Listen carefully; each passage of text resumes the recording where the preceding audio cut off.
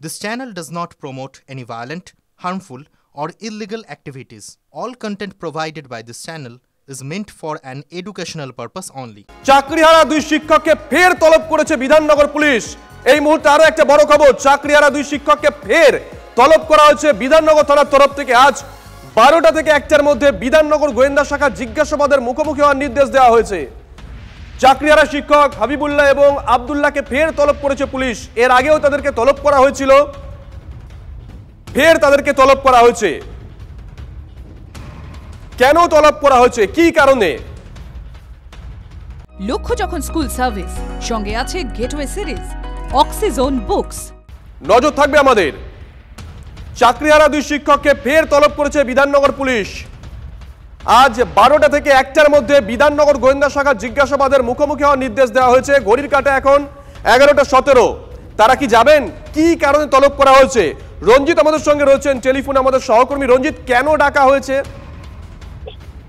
দেখো শুভজিৎ, তুমি জানো যে গত 15 তারিখে যে আন্দোলন, অর্থাৎ 2016 সালের এসএলএসটি চাকরিহারা শিক্ষকরা সেরা সাফল্যের সঙ্গী হয়ে তোমার সাথে এসএসসি দর্শন গেটওয়ে অক্সিজন বুকস, তাদের চাকরির দাবিতে চাকরি ফিরিয়ে দেওয়ার দাবিতে তারা যখন বিকাশ ভবন অভিযান করেছিল এবং বিকাশ ভবনে ভাঙচুর করা হয়েছিল, বিকাশ ভবনের ভেতরে বেশ কিছু অফিস ছিল, যে অফিসে কর্মরত যারা সরকারি চাকরিজীবী লোকরা তাদেরকে আটকে রাখা হয়েছিল। সেই সমস্ত বিষয়ে দুজনকে ফের আজ আবার তলব করা হয়েছে, যাদের নাম হাবিবুল্লাহ এবং আব্দুল্লাহ, এবং তাদেরকে 11টা। রঞ্জিত, একটা বিষয় দেখো, সেদিনকে তলব করা হয়েছিল, আদালতের দ্বারস্থ হয়েছিলেন, পরবর্তী সময় তারা গেছিলেন, কিন্তু আজকে কোন সময় তলব করা হলো? যখন তারা ফের পথে নামছে, ফের এসএসসি অভিযান করছে, ঠিক সেই সময় তলব করা হলো।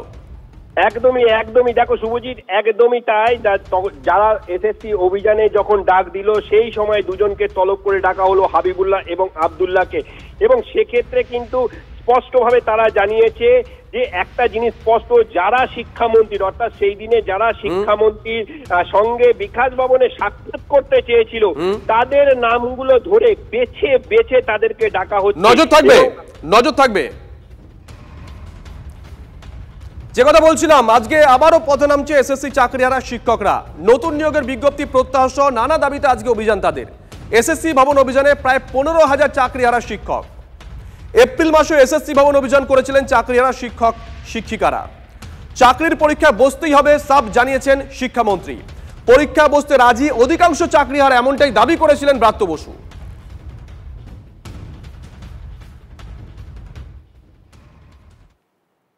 পরীক্ষা আমাদের পরীক্ষাতেও মামলা হয়েছে, পরীক্ষা আমরা জিতেছি। কে একাংশ কি করছেন বা না করছেন আমি জানি না, অধিকাংশই এখন পরীক্ষা দেওয়ার জন্য প্রস্তুত। পরীক্ষা যথাসময়